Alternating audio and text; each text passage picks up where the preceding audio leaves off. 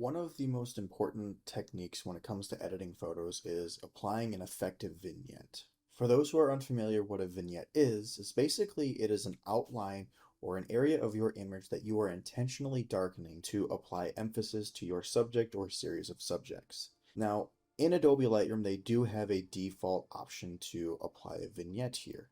You can simply just darken it and you can change how far your midpoint is, and you can change if it's a strong versus a soft feather. It does the job. If you're looking for something that is simply just competent, this is what you could use. However, when it comes to, I'll say, placing your subject and putting your subject in a rule of thirds or placing it somewhere that isn't in the very center of your image, it can be tricky to actually apply this vignette appropriately. So there are a couple different methods that I like to use to apply a vignette in an effective manner. And we're going to go over these using 3 separate images that I've imported. Now, the first technique that I like to use is actually using the AI sky masking and inverting it. So by simply all I need to do is press on this little mask icon here and press on the sky, and what this is going to do is this makes a selection of my sky. What I then can do is on the right hand side there's this little option to invert, and I can press on that, and now my overlay or my mask is now applied to my foreground. What I then will do is I will actually take a subtraction and I will go ahead and I will subtract using a linear gradient. I place this gradient typically right above the beginning of my foreground, or where it ends and heads into the sky. And I will always try to do my best, and I will always hold shift. And what I do then is I click and hold and I drag down, and if you notice, near the top there is my overlays beginning to shift. And I'll change my color here so it doesn't actually blend. What you see now is actually at the top area, it's actually kind of faded that out. So now I have a nice linear fade that goes from the bottom to the top as so. What I then will do is I will simply just take my exposure and I will bring this down, and you can see here what it's done is it's only applying to the edge here. Now there's a couple different ways you can do this. This is just kind of, I'll say, the pretty staple method of doing this because you are simply only applying it to your foreground. Now, there is another method. If I didn't actually use my mask as such, I could always just do a linear gradient and bring it up like this. And this works too. This is going to do the exact same thing, so it could be kind of redundant to do the other one, but there is an application in which it actually does pay off. So again, I will go back and I will do the same thing of selecting a sky, and then I will invert. But instead of now using a linear gradient, I'm going to actually subtract and use a radial gradient. And the reason I'm going to choose this is because I want to make emphasis onto my lightning bolt here. So I'll go into the center of the bolt and I will simply just pull like this. And my inner circle here is my feathering, so I will bring this in nice and soft. And what I then will do is I will now bring my exposure down as so. So what you can see has happened now is it's gone to the very edge of my foreground along the edge over here and on the right side. But where the lightning bolt is actually striking, it's keeping that area bright. So this is where the AI sky mask selection is important, because then I'm actually not making I'm not overstepping into my sky. So this is a very useful method if you have skies that you kind of want to keep bright or kind of keep it to the level of exposure that you have, but you want to make your foreground adjustments dynamically. Moving on to the next one then, we have this black and white image of an LP supercell in Texas. The reason I wanted to choose this one is to talk about how there is a varying depth in your sky here. So on the left hand side here, you can see kind of where the storm is beginning to anvil out versus the back edge on the right side here. So what I'm going to actually go ahead and do for this one is I'm going to go ahead and make a radial gradient, and I'm going to go ahead and just draw a big circle or oval right over my LP storm. And I'll always kind of try to make my feathering as soft as I can, because especially when it comes to storms and landscape photography, very rarely do you have a very distinct hard edge.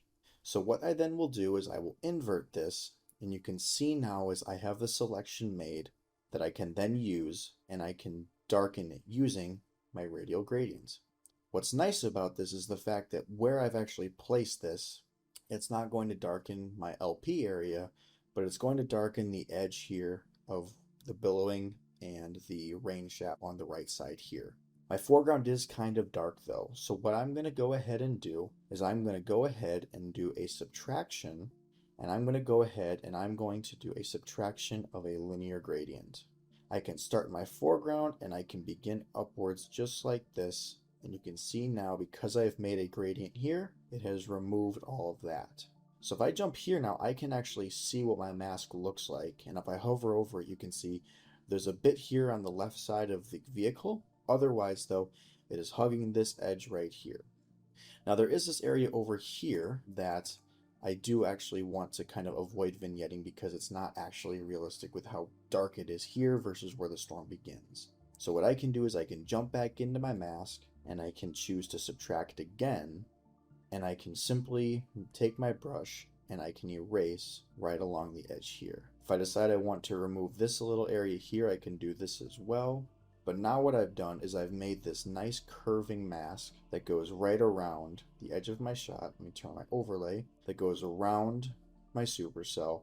Keeps a little bit of the foreground if I wanted to, but for the most part, any area that should be brighter stays brighter. You can also just do a method in this situation. If I were to keep this mask away, you could always use the method of, again, just doing a linear gradient and just applying one here as such and darkening it down. This also works. It kind of just depends on your scenario.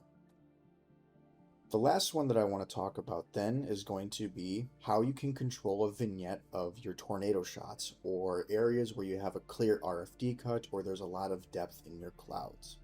So here we have a shot here of this tornado right here with a flat foreground but multiple layers in the clouds here. So the approach that I would like to do with this is I will actually kind of make multiple vignettes and layer them over each other. So my first strategy then is I want to kind of break this image apart into multiple areas. So I want to make a focus of the tornado, I want to make the focus of the cuts, I want to make a focus of here as well as my foreground. So we may have 2 to 4 vignettes in this image alone. So my first one that I will do is I will kind of work from small and enlarge them as I go. So my first one will be a radial gradient, and I'm going to simply just draw this and pull this over the tornado as such. From here, again, press my favorite button and invert, and now I have everything except the tornado selected, and I will simply go ahead and I will darken things ever so slightly. And all I'm doing in Lightroom is I'm kind of just looking at my actual value here, and you can see for this one I'm not going extreme with it, I'm just doing little adjustments here. So I'm going to go to like a quarter of a stop with this one, because when you're doing vignettes you want it to be subtle. You don't want it to overpower your image, but you don't want it to go unnoticed. So the next one then that I'm going to do is I'm going to actually focus on my foreground here, and we can use the technique that we did for this image and we can apply it to this one. And so I will do a create new mask, a linear gradient, and I will go ahead and I will draw in my gradient. I will switch the color so you can kind of see it. So there's my gradient now on my foreground. And again, I will bring this down a bit of a stop. And if I need to move it over, I can, but I kind of like how that looks right there. Now the next one is, let's grab this area of cloud here and go from there. So now I'm going to take another radial gradient and I'm going to pull one nice and large right here. And because of the fact that I actually do kind of have a sharper edge right here, I'm going to expand this kind of just until it hovers around that edge, and then I will invert. Because what you will notice then is if I move this a little bit, it kind of hugs it, but it doesn't go overboard. And again, I will kind of just take this down just a tiny little bit. And again, I'm only going to a quarter of a stop to maybe half a stop at most. And I like how that looks right there. Now there is an area of brighter clouds here that was kind of on the leading edge of this supercell. I don't know if I want to kind of keep this bright, but I know that I don't want it to be this bright.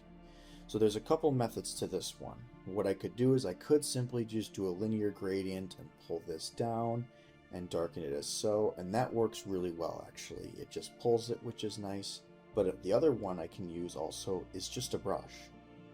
I can take a large brush and I can simply just kind of paint over, and I can kind of make an arcing motion.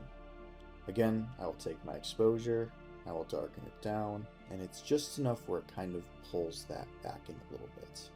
Probably go to right around half a stop, I think.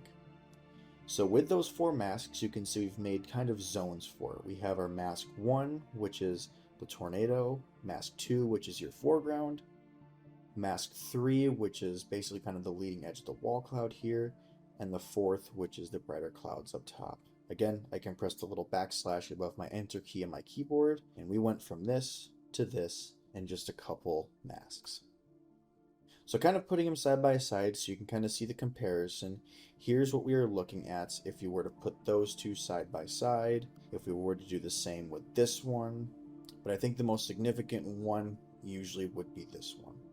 So this is kind of just, again, a little quick tutorial on how vignettes can be really important to kind of draw emphasis onto your subject. If you have any questions, feel free to leave them in the comments below. DM me on my Twitter. Otherwise, feel free to reach out to me on my Discord, which I will link below as well. Hope you guys learned something, and I look forward to making another one of these for you guys in the near future.